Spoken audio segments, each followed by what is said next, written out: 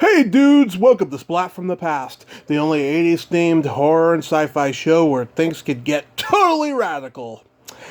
Now today I will be interviewing a Bay Area based actress. Her name is Amy Resnick. Those of us who loved the 1985 Rob Reiner teen cult classic, The Sure Thing, knows her. She played Marcia. She was a classmate of Gibb and Allison's, and what's her name? Vivica Lindfors reads her report in class, and it's not very interesting because the word man is said over and over again. I'm having her on the show today to talk about that movie. She also guest starred on St. Elsewhere, Simon and Simon. She was on the short-lived primetime soap Paper Dolls, and she did a couple other things. And she told me she has a new project coming out, a film called Beautiful Dreamer. I'm going to ask her about that as well. And it's going to be pretty cool. I love talking to journeyman actors, especially ones who work in the Bay Area theater, because I did a little bit of Bay Area theater back in the day. And it'll be great to relate. So yeah, here is my interview with Amy Resnick. Hey, Amy. Hey, I apologize. Oh, that's okay. It happens all the time. It happens all the Okay. time. Welcome to the show. How are you today? I'm good, as good as can be in the smoke, and Uh, you know, it's the end of the world. it seems like it. I think we're going to pull through, though. Thank you for saying that. It's good to hear someone say that. Yes, absolutely. This is such a great honor. Thank you for taking the time today. Oh, of course. So, going back in time, did you gravitate toward acting early on in your childhood? Yeah, I did. It's so funny. I was just talking about this in another interview. I was in the bowling league. Well, let me just go back. When I was a kid, my mom died when I was 11. Oh, Sixth grade. So, oh, thank you. It's a long time ago. It's okay now. But I had three siblings, and I was taking care of them. And so went to the funeral, and my dad said, you didn't, cry at your mom's funeral. I think that maybe I'm going to put you in acting classes so you can get in touch with your feelings. And at that moment in my life, I was like, so then I have to give up bowling league. And I was starting to win trophies. And then my dad kind of, thank God for my dad, I went in. I started acting. And I started acting at ACT Young Conservatory. So that's what got me into it. wow. And then from there you did school plays and community theater and all that? Well, it's funny. I didn't do school plays. I didn't do community theater. I mostly did shows at ACT as a young person, and then went to UCLA for my college experience, which is where I was like with Lance Guest, with Carrie Noonan, with Tim Robbins, with Richard Olivier, Laurence Olivier's son, Carol Barbie, Carlos McComber. It just goes on and on and on. Right. It was kind of a golden year. And it's kind of what started my TV film career in LA. Wow. And you were born and raised in the Bay Area. Born in Oakland Kaiser, just like Kamala. I'm born and raised That was a big pitch for Kaiser, by the way. I'm born and raised in San Mateo, and when I was growing up, Oakland was the place that we were all advised to stay away from. Yeah, I remember, I came from Ream, and I remember when I went to classes at ACT, I loved San Francisco, I loved Oakland, I loved Berkeley, but I was across the Caldecott. And I remember friends at school saying, you go there? And then I said, well, yeah. And they said, I've never been to San Francisco. And these are people who are like 20 minutes away. Yeah. Isn't that weird? It is weird. It is, yeah. I mean, I remember 10 years ago, a friend of mine got shot in a drive-by, and he survived, but he had a pretty bad bullet wound that he ended up displaying on Facebook.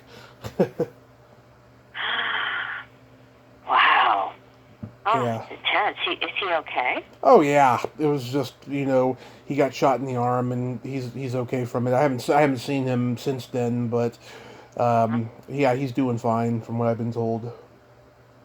Where was he? Some part of Oakland. Oh, okay. Yeah, I don't know exactly where. He just got out of his car and then someone was driving by and shot him in the arm. Yeah, just Well, a that's not a good commercial for us. no. It's a random attack. That's like one bad apple can ruin the whole damn thing. Exactly. That's a good analogy to put it. Mhm. So Wow. after you left high school, though, did you go study acting anywhere? Yeah, I went to UCLA. Oh, that's right. I'm sorry, Um, that slipped by me. yeah, Oh, not a problem. Back then, as an undergraduate, you could afford to go to school, for well, you had to pay for board, but I could put myself through school there. And what's really great about that program is this very large program, and so I was one of the lucky to be sort of in the tier that got asked to do these O'Brien Awards, which were showcases like you'd have in a grad school. And they'd bring agents from all over, and, they'd have stars be the judges, and, I got an agent. So I was in college when I got my first agent. wow. Lance Guest was a sophomore. Mm-hmm. He left school and went on to do his 80s movies. Yeah, the Last Starfighter, the Christy McNichol movie, Just the Way You Are, Jaws 4, The Revenge, which everyone hates. And Yeah. Halloween 2 or 3, Yeah, hard to remember.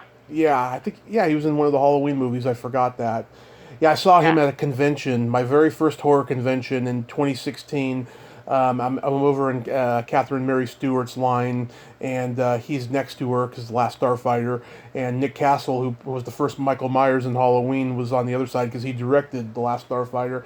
And I remember I said hi to Lance, and for some reason he gave me a dirty look. I guess he was just overwhelmed because his line was like long. He's a nice, just so you know. Oh, I'm so sorry.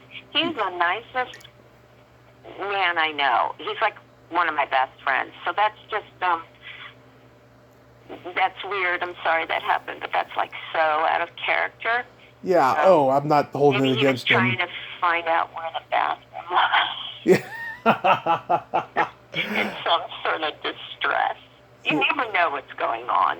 Oh yeah, I don't hold it against him. I just thought that was funny. I was like, okay, and I didn't go and meet him and Nick Castle because their lines were just long though. But otherwise, I would have. Yeah. Did Right on. did any of your other acting classmates go on to become successful or at least work? Oh yeah. Daphne Zuniga, Of who course. was my roommate when we were in college. I don't know if you. Oh yeah, the Sure Thing. Sure thing, of course. And Melrose Place and all that. And then Tim Robbins, of course, went on. A lot of my friends went. Cameron Dye, he's one of my favorites too, like the 80s. Love him. And Yeah. yeah, and there's so many actually that went on. Like Susan Kartsonis became head of casting at Fox, and my friend Carol Barbie has written many TV shows. She's showrunner of Raising Dion right now. So I have so many friends that went on to professional careers, and most now F.J. Pratt, Ed Solomon, who wrote Bill and Ted. Yep. And what was that one he did about magicians, which I love, and I can't remember it. Magicians. Magicians, a bunch of magicians.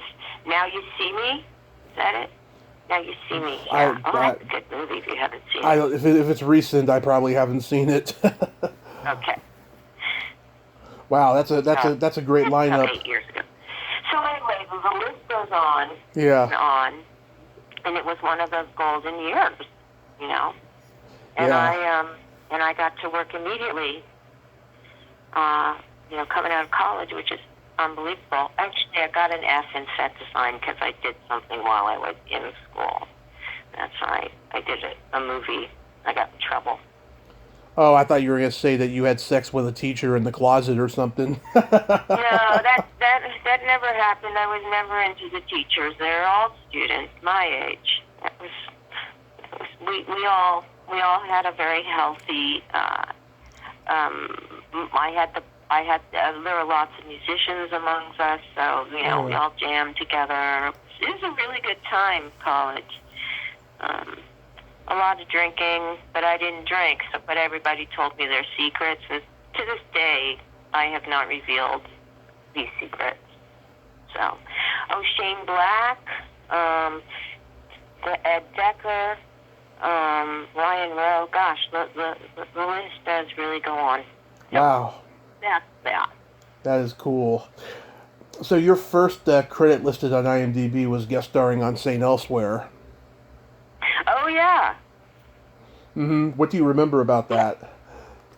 Oh, my God. That was such a cool show. I remember the set being, amazing. And I got to work with a director, and I wish I could name him. He was on The White Shadow. He's one of the basketball players. But anyway, Ken Howard. Nice guy. And I got to work with Christina Pickles. Do you remember her? Yep. From Elsewhere? Just loved her. And I remember it was a scene in which, this is so weird, in which because you said with a teacher in the closet. Well, my role was I was a candy stripe, and I got raped in the supply closet by one of the doctors, who'd been an actor who'd been on the show for 5 years already. He says, I can't believe you're doing this with my storyline. He was so upset. But I had to come hobbling out of the closet or whatever it was to Christina Pickle, who's at the nursing counter, and I had to tell her what happened, and towards the end I really cried. Right. Well, I was really crying, and I remember she said to save it for the close-up because I will literally run out of water. Mm-hmm. And so, sure enough, end of the day, after the turnarounds and all that, because, as a guest star, you get the last turnaround. Yeah. And the camera looking at you. And I remember I couldn't cry. And so I remember they came at me with those clear plastic things that have, something toxic in it, but they shoot into your eye. Mm-hmm. They kind of puff into your eye. And then sure enough, I was tear gassed. And I was there when we cried then. So, oh my God. That's a lesson for all of you out there. Yeah. You out there. Yeah, I talked to somebody recently who guest starred on St. Elsewhere, and we both agreed it had probably the best assembled cast of any one-hour drama in the 80s. Oh, God, yeah. It was amazing. It was a great cast. Yeah, in the 80s, yeah. Mm-hmm. You got Howie, Ed Begley Jr., and Denzel, and I interviewed a couple people who had recurring roles on there, Ellen Bree and Barbara Winery. Cool. Cool. They have great memories of doing the show, yeah. Yeah. Well, that set was phenomenal because it was all a set, but it really did look like a hospital, an aging hospital. And I remember the other time I was so impressed with the set was Law and Order when you're in the courtroom. It's giant. Mm-hmm. And you're because you're in a sound stage that's in New York, and it's just what they're able to build, because you think, oh, they're really in a courtroom. Oh, they're really in a hospital. It's all set. Yeah. And then you did an episode of Simon & Simon. Yeah. Yes, well, who were the two leads? Remind me again. Who was the blonde guy? Jameson Parker and Gerald McRaney. Jameson Parker. Okay, Gerald McRaney was the director on that particular episode, and I was again a nurse, not a candy stripe, and I was his bedside nurse, Jameson. Is that his name again? Yeah, Jameson Parker. Jameson Parker, and I massaged him, that's what I was doing in it, massaging him. So I'm massaging, and then he said, I think we need to keep doing this scene. And Gerald McRaney actually was having wanted to do some changes, so I think he had me improvise a little, so we sort of redid this. But I think honestly they kept costume changes just so that Jameson can keep being massaged by me. I had a fun day. That was a fun day, and that was also my first time filming on Universal, on the Universal lot. Uh-huh. And they're still there. When you go on it's the same paint. It's the same freaking trailers. And I remember, and they don't go by those trailers anymore, but I remember being in my little trailer in the honey wagon. Yeah. And the little trams come by, and they're pointing out, and I'm like, I had the window open, and I'm like, oh my God! And I'm ducking and closing the window. So that was my first experience at Universal. It was all fun. I mean, I got to work at all these great studios, Yeah. You didn't have to go on location to San Diego to do the show, at least. Nope. Yeah, the legendary actor William Wyndon was in that episode, too. Oh! Wow! Loved him, too. Oh, yeah. Lots of good stuff. When he was the president in Escape from the Planet of the Apes, that was at the time Nixon was president. Oh, yeah! And so he didn't, he didn't look or sound anything like Nixon, but he had his essence, Mm-hmm. Mm-hmm. To me, that's a consummate professional actor. Mm-hmm. Then, Wonderful. Yeah. Then you had a recurring role on the primetime soap opera Paper Dolls, which didn't last. Oh, yeah. Yeah. Oh, my God. Okay, I'm working with Lloyd Bridges. I'm working with Richard Beemar from West Side Story, Brenda Vaccaro, Lauren Hutton. Jonathan Frakes. Jonathan Frakes. Yeah, Nicolette Sheridan. Lloyd Bridges. Oh, my God. Oh, who was the one who was married to Tom Cruise?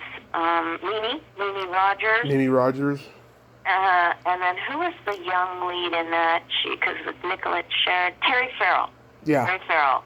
Oh my God, I can't believe the names are coming back from the 80s. This is giving me hope. So I remember just a funny story about that. Mm-hmm. Because Leo Penn directed, it was Leo Penn, of the actor Penn. Yep. And Arthur Penn. And then another guy. And so I got to work with him. And I remember he had just done Fast Times at Ridgemont High. And his mother was on set at the TV show I was doing because of her husband. And she was telling me, I was telling her how well Sean did. I was really impressed. Yeah. So, yes, and it's amazing because he's never done a drug in his life. Yeah. And I was like, that's true. Yeah. And that first day on set, Nicolette Sheridan, I was so scared. Can I tell one little anecdote? Of course. Go ahead. Okay. So it's MGM Studios. Mm-hmm. I was really shy. I didn't know anybody on the set. And Nicolette Sheridan asked me if I want to go to lunch. Yeah. And I had only done location shooting, mostly where they give you lunch, or I don't know, they gave us lunch on all the other shows I did. Mm-hmm. But you go to the commissary to eat there. And so she invited me to the commissary, and I hadn't brought money for lunch. I was really poor, I'm a beginning actor. I had like $3.50. So I remember going down and getting all these saltines and a small salad, and then went to sit with her, and she said, are you on a diet? And I was like, oh yes, I was really small. And so we're sitting there, and I think she was trying to get some questions out of me, find out something about me, and I wasn't quite sure what it was, and I wasn't revealing much. And all of a sudden she goes, oh, Carrie, come on over. Yeah. And sure enough, Cary Grant walks over to the table. Wow. Like I'll never forget, he had a houndstooth jacket on, a silver tie. It was when he had that beautiful white hair with the black rimmed glasses. And I almost died. And he sits down at the table, and this will give you a sense of why I sort of torpedoed my career a little. I was so overwhelmed that inside my head I said, I don't deserve this yet. I haven't earned it. And that in Hollywood, if you feel that, you're on another level because most people there have such an ego Yeah. that they feel like, I fucking rock. Yeah. Best thing on the planet. And I'm going to be on People magazine. And I'm like, me, I want to play like 5 different characters a year, 16 characters, and I walk out the stage door and nobody knows who I am. I had no interest in being famous, and it actually scared me because my famous friends would come out of a movie theater after seeing like The Last Emperor, where you're like, oh my God, the world. And you come out and suddenly you're assaulted with people screaming out names of whoever I'm with, and flash bulbs going off, and I felt like I was being shot at. Mm-hmm. And so I jumped into the bushes and hid. Whereas my friends would stand there and take it all in with their arms out and take all the photos they wanted and then start to walk away. And they'd go, please get one more picture. I'm sorry, I have to leave now. And then they would say, fuck you. You'll never work. You bitch. You fucking bitch. And I was like, okay, this is not. I noticed too much to be able to take this all in. So those are the parts of Hollywood that, I guess, the status and the caste level, and like you were allowed to table when you were a star. And I remember somebody being an extra. I guess I let him in the line in front of me, and I said, "Well, you shouldn't have to wait. Go." And years later, I was doing a show. And this guy came out of the audience, and he said, I just want you to know I was an extra on this movie. I can't remember what, and Midnight Call or something. And you let me in front of you. And I've never forgotten that you treated me as an equal. And that's why I just, I have a hard time with Hollywood because of the casting stuff, like anyway, that's a whole other, we could get into a whole other direction about that. Oh, yeah. I mean, I'll tell you, back in March, I think it was, I interviewed this guy. He's become a very successful sports radio guy. His name is Harry Tenowitz. And when he was 19, he was in this teen sex comedy movie called Up the Academy. And he made a powerhouse debut in that movie. Like you see him in that movie, he's like the best thing about that movie. Like, he should have been a huge star, right? Well, he went on a ton of auditions the next couple of years after that movie. He was up for Curtis Armstrong's role in Risky Business. And even though he didn't get it, he got to play a kid at a party, right? And he told me he was having a conversation with Tom Cruise on the set. And Rebecca De Mornay walked over and she said, "Why are you talking to him? He's just an extra." And that punctured his soul. That he didn't want to be associated with Hollywood movies anymore after that. Wow. Yeah. Wow. He was for equal rights. Amazing. I've been on sets of music videos, and I've done a couple things here and there and stuff. I've been lucky I haven't come across that level of rudeness, but I have a sharp, quick mind. I would just have a comeback right away if that happened to me. Oh, see, I always wish I had a comeback. Well, you are naturally funny, Amy. That's what I have found so far. You are naturally funny. Yeah, comebacks are a whole. I mean, you gotta go to a class for comebacks. Seriously, maybe it's genetic. Maybe you got it genetically, Danny. But somehow, maybe women, we kind of have to go to class and learn that. Yeah. I think it's healthy for women to have a comeback. But there's a lot of women, it's genetic for them, they come from certain families, and yeah. That's part of the humor of the family. Exactly, especially when they get into stand-up comedy, which is what I did for 10 years in the Bay Area. I did stand-up. Oh, you did stand-up. When did you do stand-up? 06 to 16.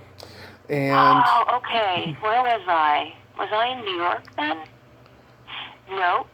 I was sort of around. I was out of town a lot working, to tell you the truth, during that time. Yeah, well, I was in San Francisco primarily the first couple of years, and then I started doing open mics in on the peninsula in San Mateo because it started to boom there.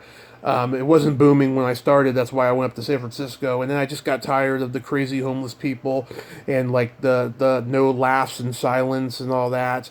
And so I just started, going. It's just it's the hardest job in the world. I'm sorry. It is. It's like you're going up there to have daggers thrown at you.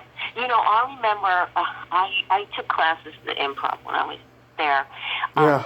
I suddenly just discovered, oh my God, I'm funny, and I didn't know I was. So I started getting hired for lots of funny stuff. And I honestly had no idea that I was funny. Mm-hmm. And I remember going to, I think it was a comedy store, and it was a stand-up that I really liked. But he came on with this giant teddy bear, and was like one of those. It was like 5 feet tall. You know what I mean?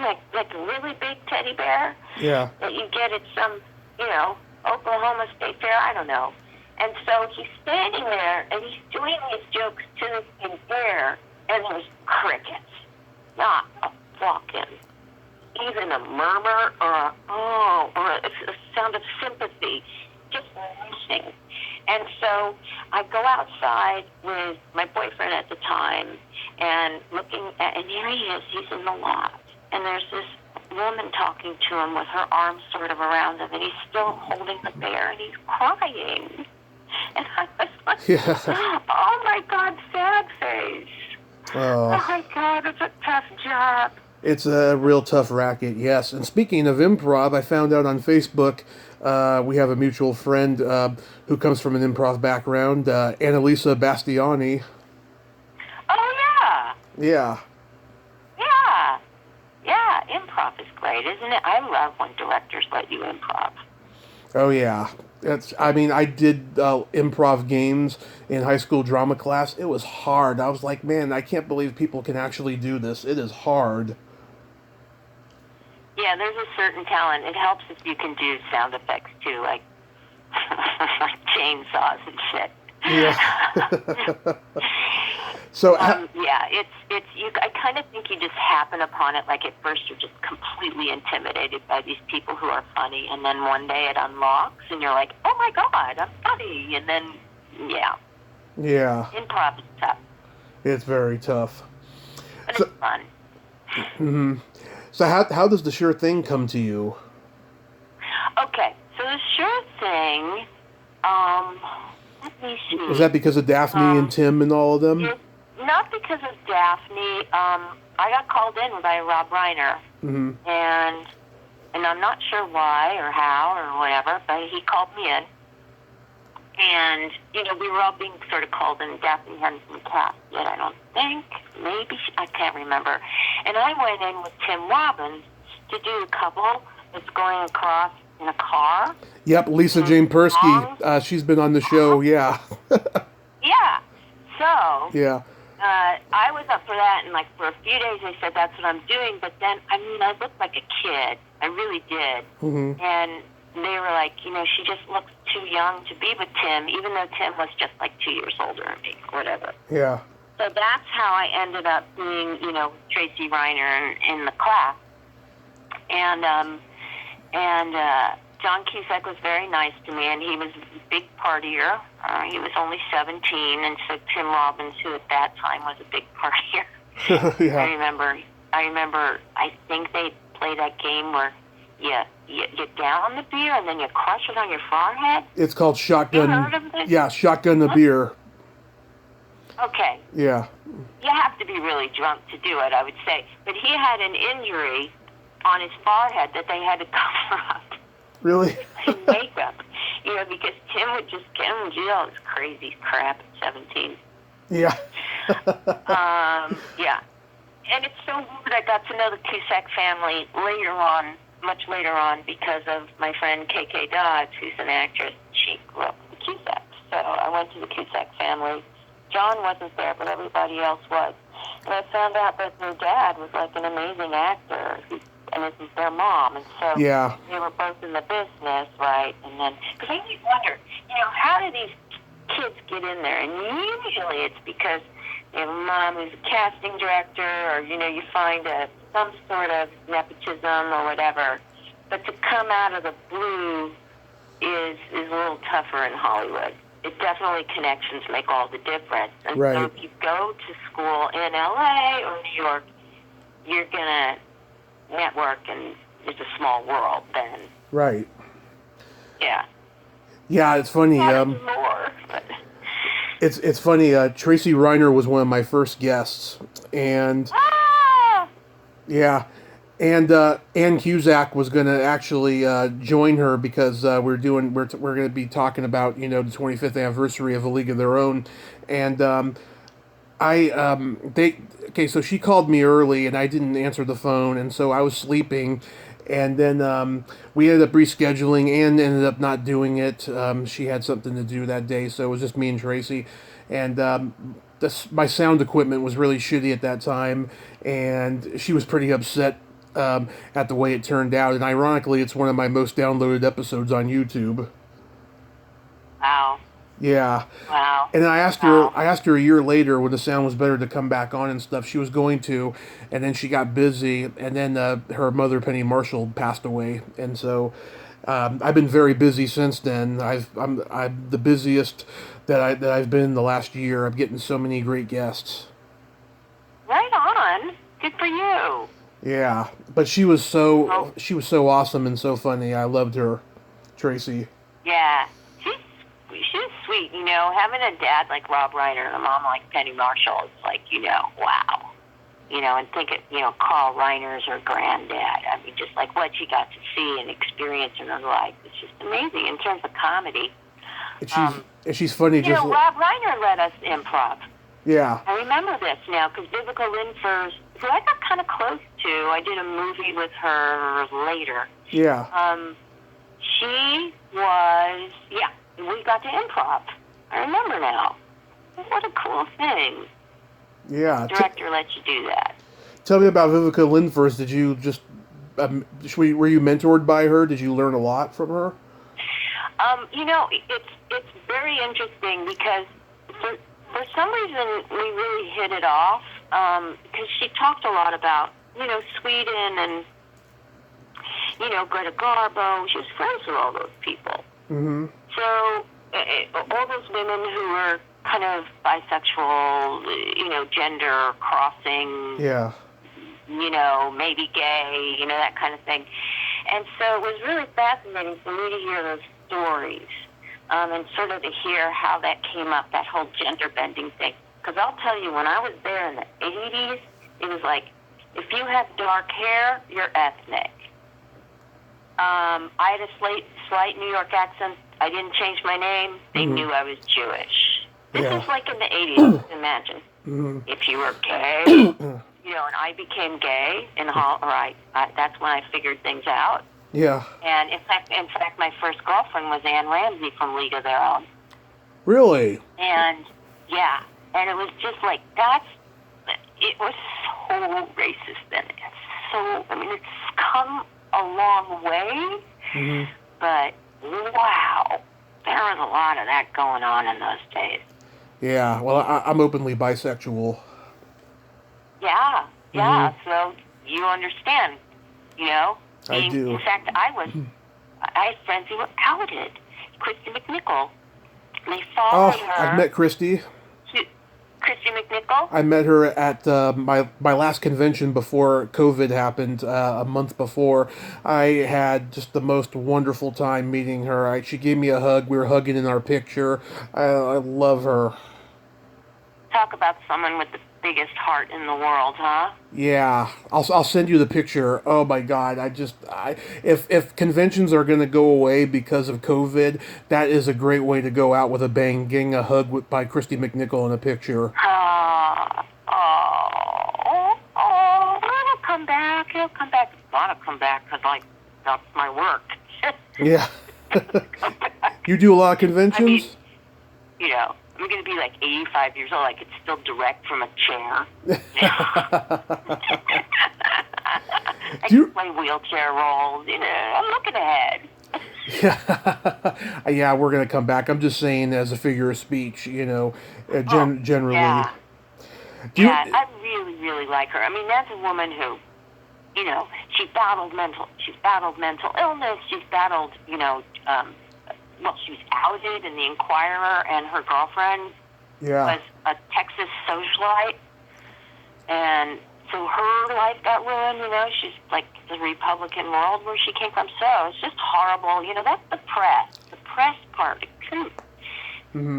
It's like they love you and then they diz you. I don't think the press loves you. I think they just want to make money off of you. Yeah. Sometimes they're just, you're press in a way too. I mean, some people are Mark Maron, or we could list a million people. Oh yeah, it's my hero. I'm really fascinated by people. Yeah, I'm very impressed. You know who Mark Maron is. I bring his name up quite frequently on here.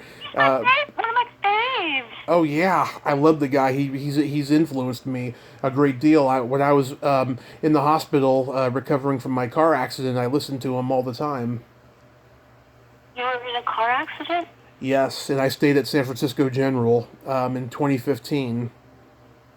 Wow. What happened to you, if I may ask? You want to talk about it? Oh, I talk about it on the podcast all the time. So, okay. It was a night of drinking. Me and this guy who I thought was my friend. I fell asleep in the passenger seat. He fell asleep at the wheel. We ended up in the middle of the road. Okay, my hand was cut up and bleeding, but other than that, we were fine. And then a car collided with ours, and the impact hit us, and I got the worst of the injuries. And I don't remember any of this, by the way. This is what they told me after the fact. Yeah. It was pretty bad. You don't remember any of this, and so how many months was that in recovery? I remember my hand being cut up. At a certain point, I blocked out, and then I remembered that for a couple seconds, and then I woke up in the hospital. So I was in a coma from January 21st to my mom's birthday, February 21st, and then I woke up on her birthday, and I was in the hospital until the day before my birthday, June 5th, and my birthday's on the 6th. So, yeah. Oh my God. Almost 5 months, yeah.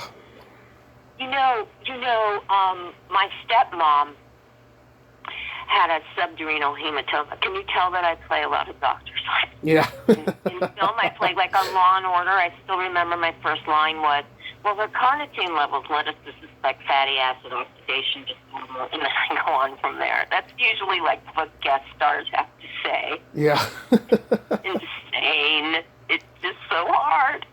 I mean, I've heard stories of people, like when I was doing Joy Luck Club, one of the actresses, she's giving birth and she puts the lines, she says, is it okay if I put my lines on your thighs, under your thighs? The woman was like, fine. And I was like, oh, that's how you can do all that jumbo gumbo. There are some tricks, but as a guest artist, you have to fucking nail it. Yeah. So anyway, I've just gone on another direction. But my stepmother went into a coma when I was, she's a hardcore Catholic. Yeah. In a Jewish family. She married into a Jewish family. And she went into coma Christmas. And she came out, I'm not kidding you, Easter. Oh my God. And my dad had still kept the fake Christmas tree she had with presents that were just boxes that she wrapped because she didn't believe in presents. I almost oh my God. I almost died from a hematoma on Easter while I was in the hospital. It was scary. Oh, wow, scary. That's painful. Yeah, it was pretty scary. I don't remember. They had to cut up your skull, or? No, it was from my leg because I broke it in 7 places. Oh, wow.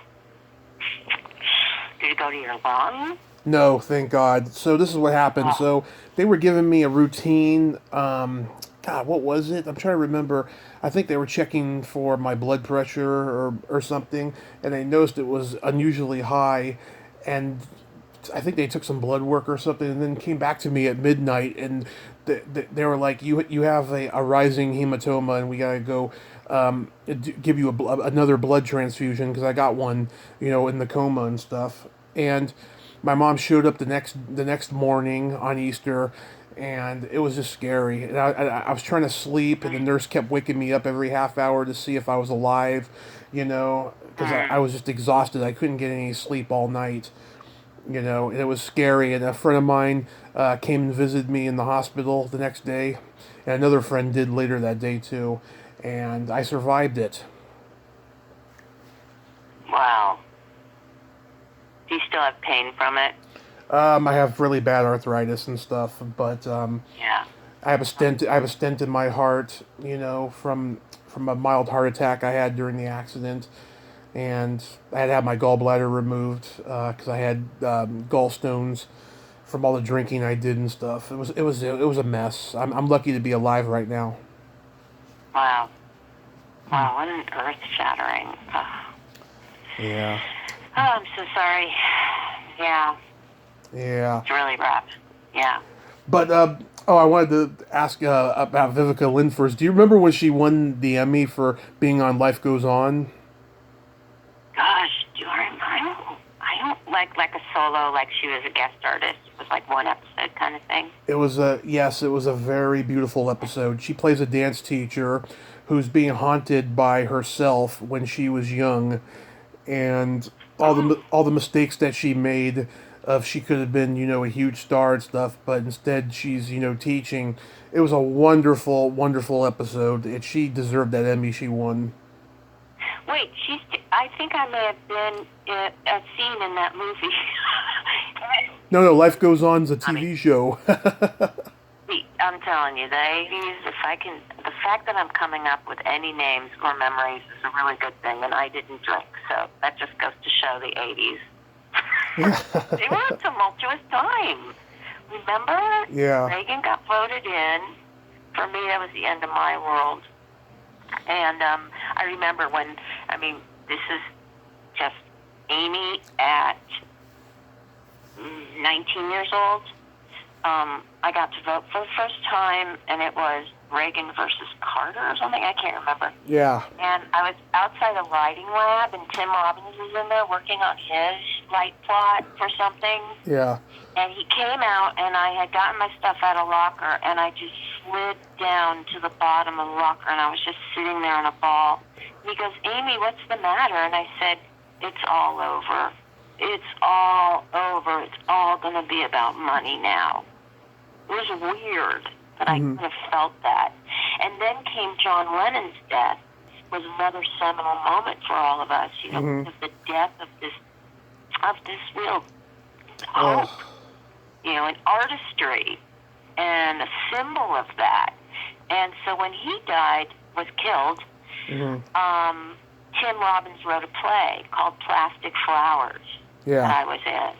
Right. I think I ate a lot of macaroni and cheese or something. But that was incredible, and we were all very shifted by that. Yeah, it was a bad time, December 8th, 1980, when Lennon got shot. Yeah, and Mark David Chapman actually just got denied parole for the 11th time, which is good. So you're saying 1980 it happened? So did Reagan just get voted in then? Was Yes. it happening at the same time? Yes, November 1980.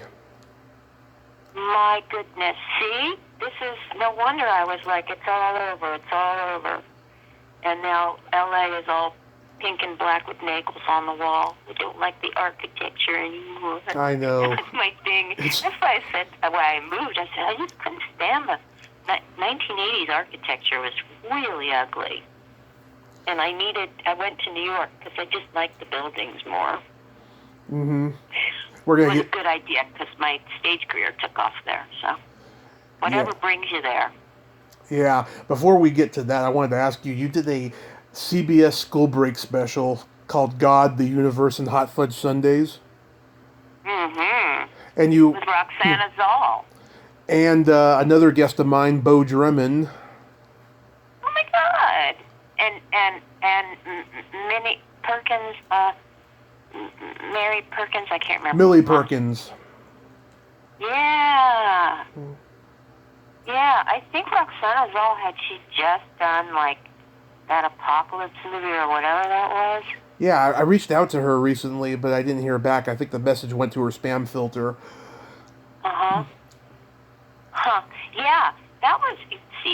See now, oh no, that wasn't, okay. Yes, that was a serious one. I was going to say I got to be funny on the next show.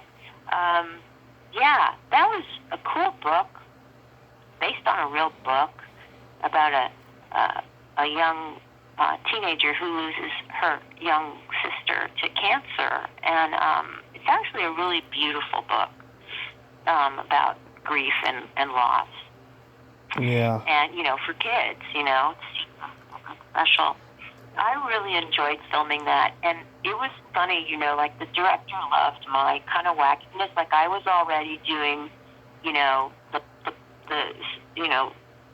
what is it called? Flock of Seagulls hair. I was already doing the John Hughes film look, and Elmo's Fire, because this is all our time, Mm-hmm. 80s. I was already doing that. And so I had this sort of bi-level, and I was wearing, the big sunglasses like they all did. And the director let me go on it and let me do my thing. And it turned out really well. It was really a nice program. But I remember the producer, when she introduced all of us at the premiere, she didn't say my name. And then someone yelled out from the audience, "And the most amazing actor in it, Amy Resnick." I was like, the audience was on my side. Yeah. And that was somehow retribution for her being angry about my hair. Yeah. Oh, that's crazy. Sometimes you get that.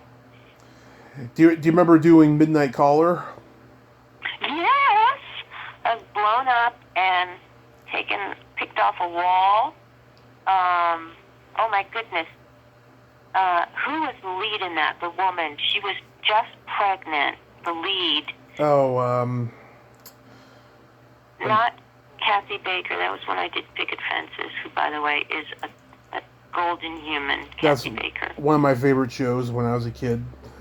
Oh my God. It was really well done. And Ray Ralston, I got to do a scene in the... Wendy Kilborn. And was the judge, the Martian. Wendy Kilborn. Yes, Wendy Kilborn, yeah. Very nice. Yeah, I had a great time doing that because it was filmed in San Francisco too, and I was like, yay, something's filming up here. Mm-hmm. Yeah, did you move back to San Francisco by that point? Well, it's funny, I moved back to San Francisco to do a couple of shows that ran for a long time. I did the original production of House of Yes, which I think Parker Posey did in the film. And so I came up from LA, and then my girlfriend at the time was got a job at Saatchi & Saatchi, so she came up here. Yeah. So I was like, oh, I guess I'll do theater now. And my agents dropped me immediately in LA. They were like, if you're going to do theater, you're never going to work in this town. Because I remember there was a John Hughes film. Yeah. And Elizabeth McGovern was in it, and I got cast in it, but they didn't tell me until 3 months later, and I was in the middle of doing a show at South Coast Rep, and they wouldn't let me off. She's having a baby? Yeah, she's having a baby in that. Oh, I thought you were going to say one of his... that's it. She's having a baby. I thought you were going to say one of his teen movies, because you looked like you could have been at least in Pretty in Pink or something. Oh, yeah. I was... I got to play high school, in Paper Dolls. I'm missing you. Was that John Waite? Or what's his name? Anyway, I got to... anyway, blah, blah, blah. There are so many experiences I had very young that I just got to play college students' paper chase. I was a first-year law student for a long time. Some of the... when I shot the CBS School Break special, in fact, Roxanne Azal had to go to school on set. And I was 23 by then. 22. So I think my girlfriend came and visited me at my trailer. And then I got to do a show with Nancy McKeon. I don't know if that's in my IMDb's. Another really cool human. The Division. I can't remember. I love that show. There's a cop show. was a female cop show. It was her, Lisa Vidal, Bonnie Bedelia. I can't. It's terrible. Everything sort of flows together at a point in time. It's okay. It becomes a blur. Did you ever audition for something that became super iconic? Mean that I didn't get to get in? Yeah. Yeah. Let me see. What's the one that I really? It's a little known movie. But it was with Matthew Modine, and he played a wrestler. Vision Quest. In it. Yeah, Vision Quest. Daphne's in that. Oh God, she's got the funniest line of the whole movie. What is it? Okay, so he's been an athlete his whole life up to that point. As a high schooler, he's never really paid attention to girls, right? So he's going around asking people about the vagina, right? So he writes a report about it, right? And Daphne, she's a nerd girl who I think has a crush on him, and it's unrequited, but she's a friend, And she's like, "I love that report you wrote about the vagina. I told about it to my mother."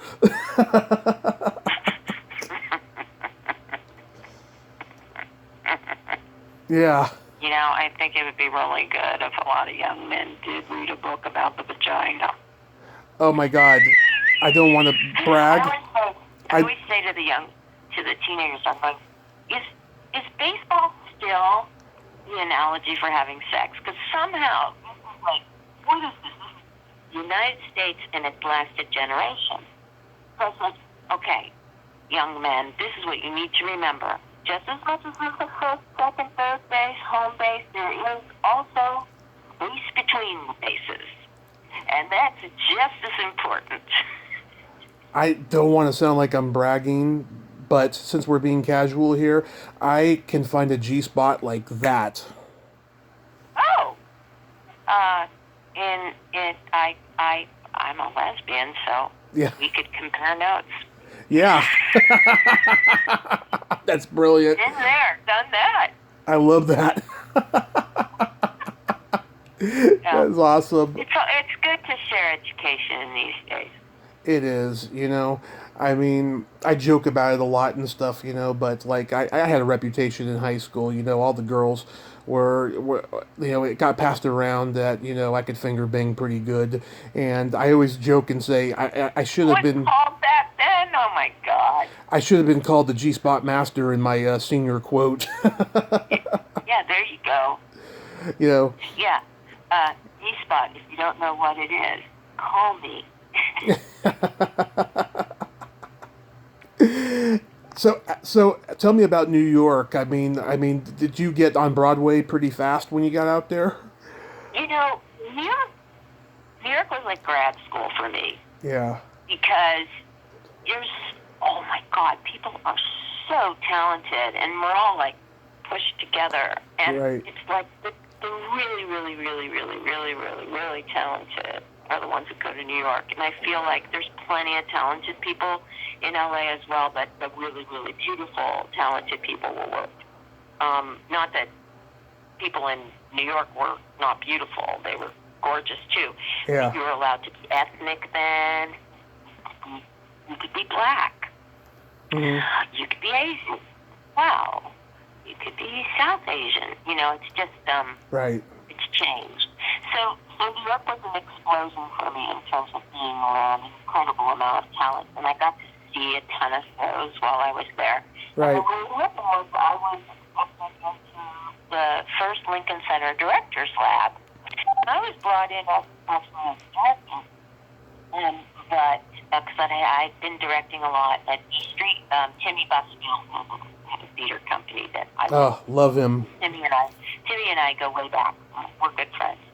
And do you know? Oh, sorry to interrupt. They're going to start. Yeah. Sorry to interrupt. Do you know Sharon Sharth? No. Okay, she's a friend of his, and she's been on the show. Great lady, great actress. She became a playwright because she, I'm trying to remember, I think she had hearing or visual problems while she was on stage one night, and she became a playwright after acting for a long time. But go ahead. Oh, wow. Continue. That's amazing. Yeah. I just worked with an artistic director who just found out she has that degenerative retinitis, and she's going to go blind in like a year. Yeah.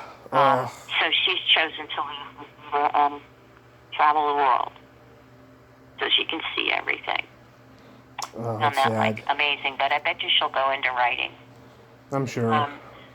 Yeah, but boy, what people do, what people have, there's so many people out there struggling with something, you know.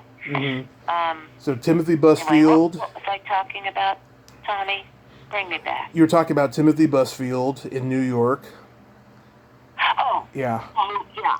So I was brought in as a director, but I got hired.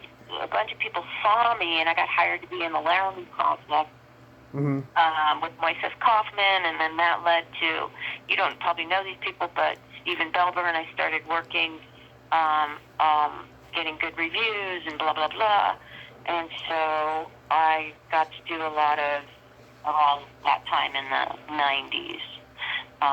And it made me a much better actor. And I got to explore all these things that they were learning already at NYU, you know, different designers. I got to work with amazing designers as well. So, you know, sometimes learning by watching is the best, and then I got to be in the middle of it. I felt very, very fortunate.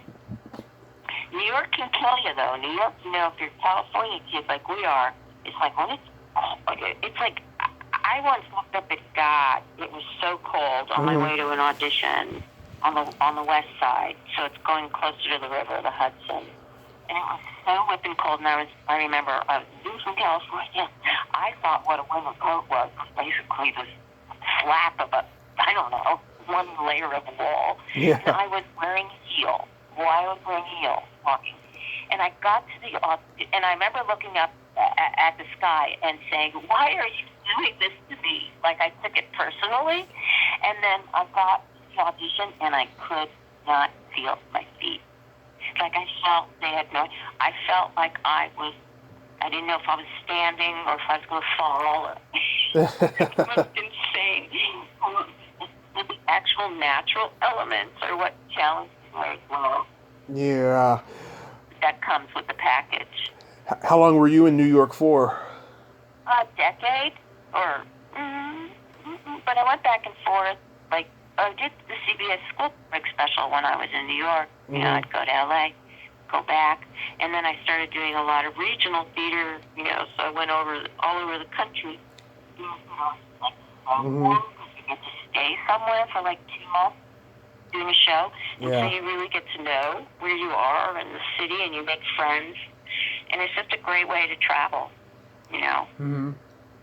Until COVID hit, though, you were in a couple repertoire companies in the Bay Area, right? I just finished a movie. I was actually in a show. You may not know him, but he's a real up-and-comer, Josh Harmon. He wrote a show called Bad Jews that I directed twice, and I was in a new show of his called Admissions about, you know, kind of the whole Lori Loughlin thing. Oh, yeah. And we had our first preview, and was huge. Like, people jumped up in the audience. There were bravos. Yeah. We go, oh my God, first preview. That's kind of amazing. We go out to the dressing room. They tell us to come back early in the afternoon before the show. We think it's for rehearsal. They sit us all down and they go, we have to close, and we all have to go home and quarantine. We have this plague. And we were like, okay. And I remember the youngest actor in it, he plays my son. This is his first big gig. We were going on tour with it. It was Josh Harmon. And so I really felt for him as well. It's like his first big gig, and it's canceled. And he has a huge part in it. So I feel for the young people.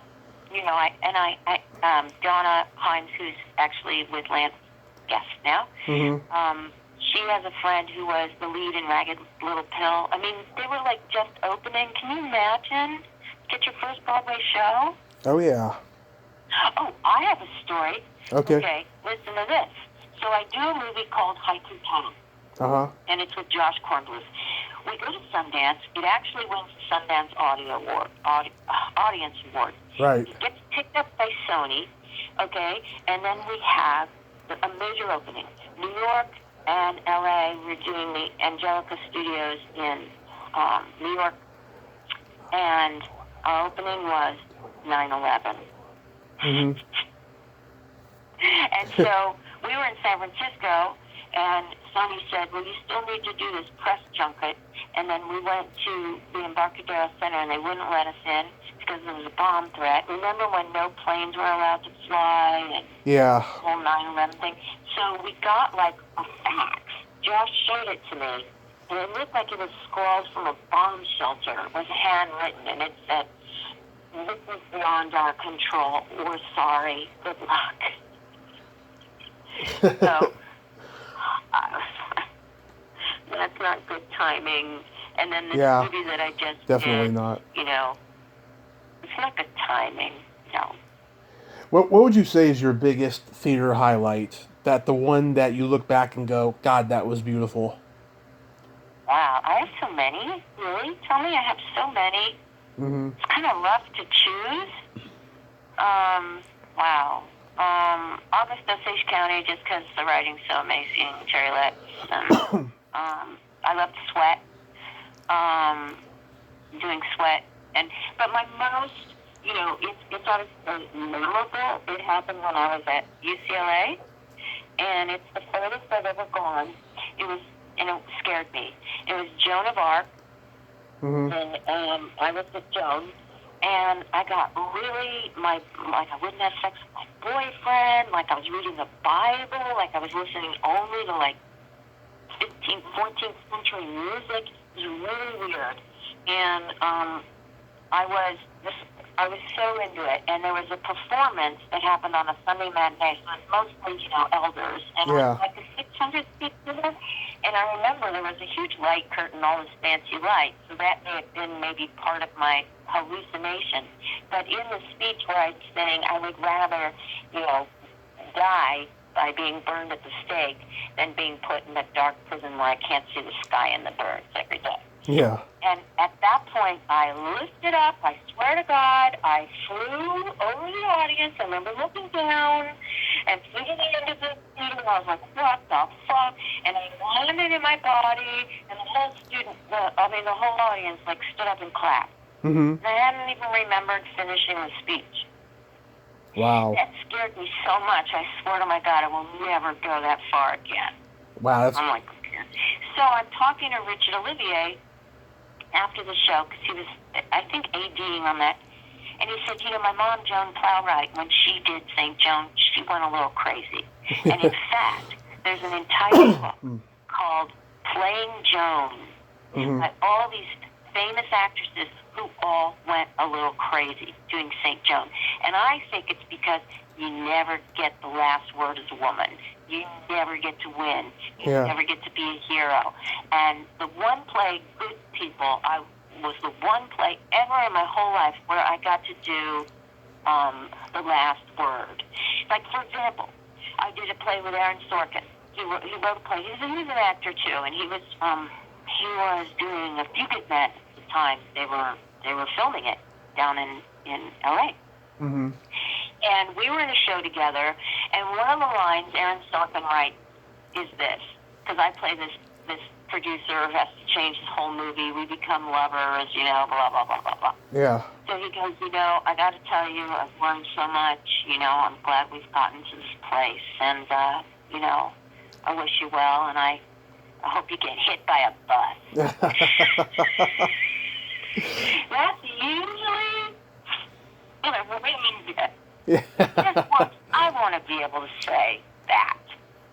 Yeah. So, yeah, and I think St. John's like it's the only hero, you know, young women get to play. Mm-hmm. Yeah. So, yeah, I mean, I did prop handling backstage in high school for the Winter Musical. And I did it again just before my accident.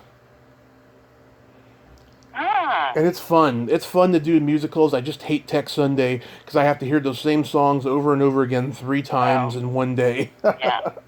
Yeah. Well, welcome to Tech Week. I tried to do it up here in Reading when I first got up here, and they were assholes to me.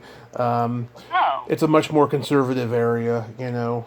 We moved up here Right, because you're in the Bible Belt. yeah, we moved up here because my mom was in a toxic relationship and we were homeless during the time of my accident. And long story short, a lot Well, of bad. Tommy. What? Mm, I've had a very hard life, I'll tell you, especially in the last decade. But yeah. I've been very blessed. Very Well, the blessed. fact that you can feel that. I mean, I had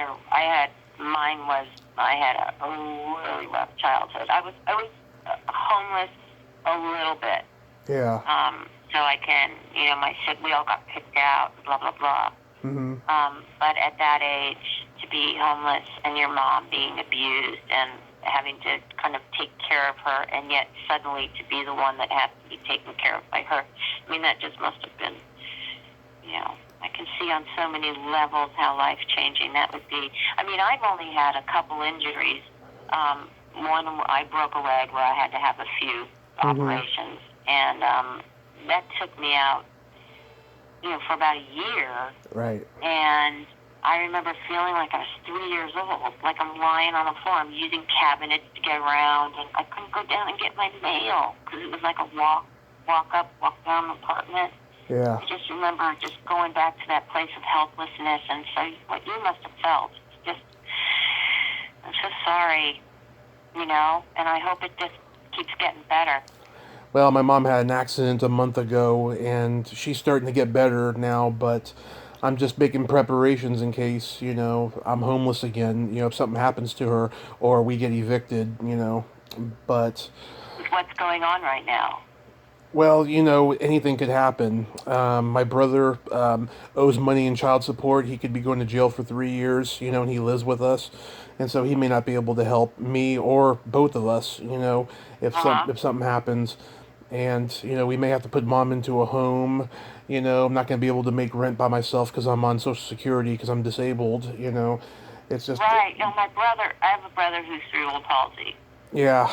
I'm sorry. Disabled get treated so horribly. Yes, do we do? Yes. That's one thing that I am so angry about. Because when you get disability, Social Security, you have to spend down because you're not allowed to save. The little bits of money that they do give my brother, and he's blind and can't, Oh. palsy. Yeah. And he has to be evaluated to make sure he deserves it. Yeah, I do too, all the time. Yep. Every 2 years or so. I'm fucking sick of it. It didn't happen until 2012 when the rules changed. I lost my money and I had to reappeal a bunch of times, and then my accident happened, and then I got my money back. Thanks to our surgeon that we had who operated on me. He sent 4 letters saying, "I insist you give him disability," and so that's what happened. That's what you need. You need an advocate. Mm-hmm. That's what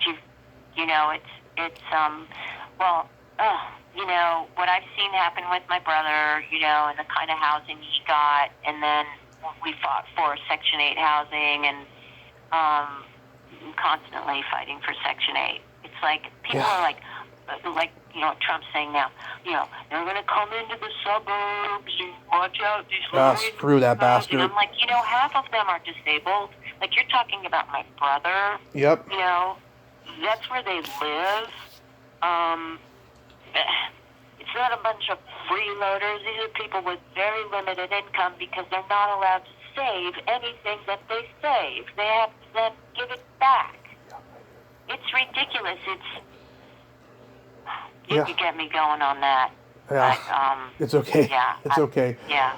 That just makes me, it irks me. And I finally got my brother in a really good living situation, a safe living situation, and I cannot tell you. That's good, because I lived I had to fight with the state to get him overnight care for suddenly we've plunged into something really sad. Well, but I got him overnight care, but I had to battle. For it, and I'm like, he's blind. That might be it. Yeah. Well, I've gotten him Amazon.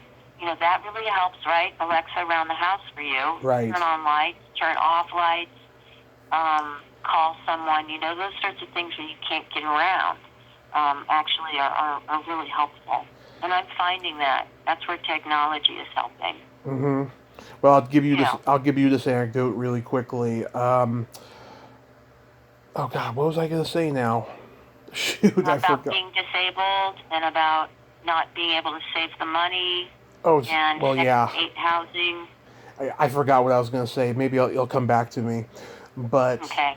I want to know. Tell me about Beautiful Dreamer. I watched that trailer you sent me last night.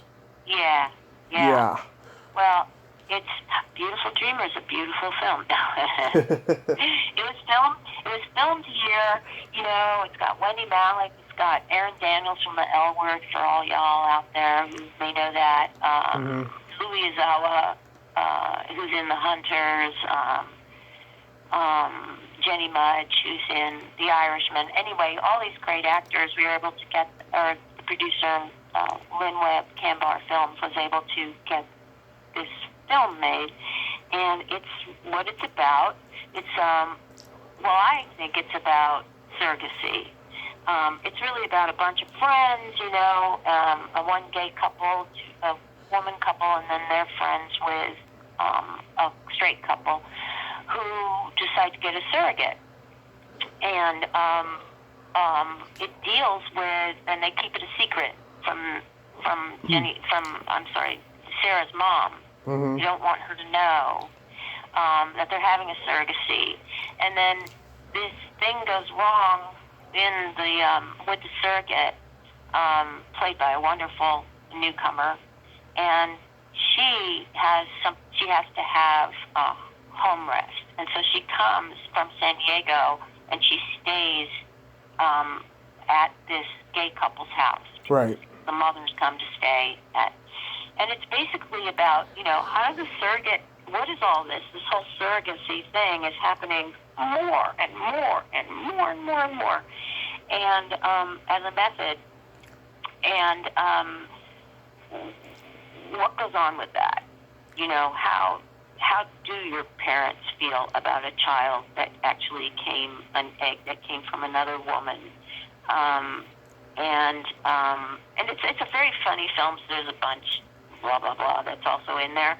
But to me, it's mostly about, that's very current to me. hmm And I know a lot of people who've been through it. hmm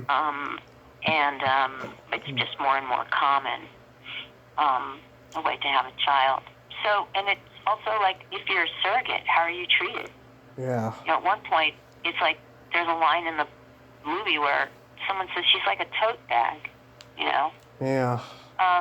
You know, just like, you know, and you make like 50,000, you put your health at risk, you die when you're, you know, having a baby. These are usually young people or older people who are very desperate for some money, cash, and they put their lives at risk to have a baby for somebody else. It's just a fascinating economic Yeah. relationship. It sounds like it. It sounds like it's a good story. Yeah. It's a really good story, and I think everybody learns so much in this film. And it's filmed in Oakland, and it's filmed in San Francisco, which always makes me really happy, and that's why it's playing, one of the places it's playing is Frameline, the Gay and Lesbian Film Festival, so we're really excited about that. Wonderful. I hope it gets a good distribution and everyone can see it. From your lips to the goddess's ear, I'll say. Yeah. Looking for a distributor. We have some nibbles going on, because Kelly Lynch is the director's sister-in-law, and Kelly Lynch is who brought Aaron. Remember Kelly Lynch from Drugstore Cowboy? That's the 80s, right? I know a Kelly Lynch who's in the Bay Area who's a disabled comedian, but I can't think of. So Kelly Lynch she's in Drugstore Cowboy. She's an actress. Oh, was she in Curly Sue? John Hughes movie Curly Sue? Or was that Kate Lynch? That was one of the two Lynches. I don't know. I don't know. She's very pretty and statuesque. Is she blonde? Kelly Lynch. Yes. Okay, that is Blonde Kelly hair. Lynch then, yes. I do remember her. Yeah. So anyway, she's got a few nibbles going on, and so they're going to talk to some people next week. So pray for us, because I will. there's so much content that's needed out there. I mean, eventually you're going to get to the end of every foreign show and every foreign movie you could possibly watch. I know, it's crazy. And you're going to be like, and all these shows are in mid-season. So they're going to have to come back 5 months later, 6 months, 7 months. It's starting to film in New York, actually. Uh-huh. So if they come back 8 months later, they have to match, what they look like. So it's Handmaid's Tale stopped in the middle. All these things are stopped in the middle, so they won't be released for a long time. Yeah, it's weird now. And New York is starting filming. I mean, Tim Busfield's filming something. A bunch of my friends are saying, back on set. Yeah, that's good, though. They're back on set. So, Amy, there's this game that I like to engage my guests in. I'm sorry. I drink too much coffee today. I'm just wired. It's a slew of silly slumber party questions. It's no win or lose, just fun. That's all. Say that again. Slew of slumber party questions? Silly slumber party questions. Okay, silly slumber party. Say that 10 times fast. Silly slumber party questions. And how this works is, I ask you the question, you answer it, and then you ask me the exact same question, and I answer it. Okay, go for it. Okay. Amy, are you ticklish? Yes. Are you ticklish? Are you ticklish? Yes, I'm just baby ticklish. I will get a knee-jerk reaction if you tickle me. Is your belly button an innie or an outie? It's an innie. What about you? Is your belly button an innie or an outie? It's an innie, and it's very deep. Oh, wow. I don't know what that says, but... It's healthy. That's what it means. Oh, huh. What color are your toenails painted? My toenails are natural, baby. Mine here, too. What would you say is your best personality trait? Enthusiasm. I agree. How about you? My sense of empathy and the fact that I have no filter. Ah. Interesting. Mm-hmm. Which, there's a question I want to ask, but I'm hesitating to, even though I know you let me tell you about the G-spot anecdote and stuff. We'll see. You try it. We'll see. Okay, I apologize if this is too personal, and you can take a pass at it. I'm allowed to pass on one. Yes. How old were you the first time either you did it or a girl fingered you? Or a guy? I'll pass on that. Okay. Okay, I apologize. No, I'll pass on it. I don't want to incriminate anyone. You don't have to name names. No. Okay. I'll think it. Okay. Well, how about you? I think I already know. High school? Junior high? I was 12. You want to hear the story? Not really. Okay. Okay. No, it's okay. And then my favorite question, is there a stinky smell that just makes you gag? I don't really gag. Isn't that weird? It's just a figure of speech. You don't have to gag. Nothing makes me throw up. Nothing makes me gag. Smelly smell. I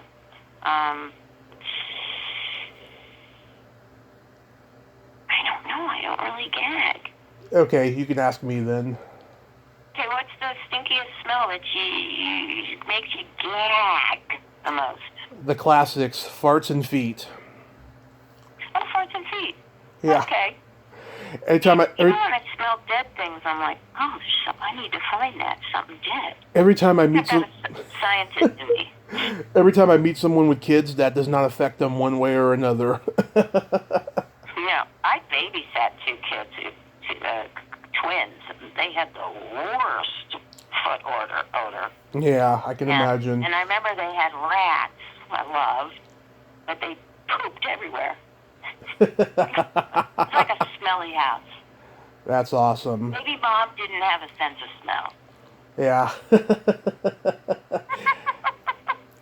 Well, Amy, I thank you so much for coming on today. You far exceeded my expectations. I just couldn't believe how fucking awesome you are. Oh, it's so sweet of you, and I wish you well. I wish us all well, and fuck the government in terms of how they treat the disabled. Oh, God. Maybe you can play some of this for them.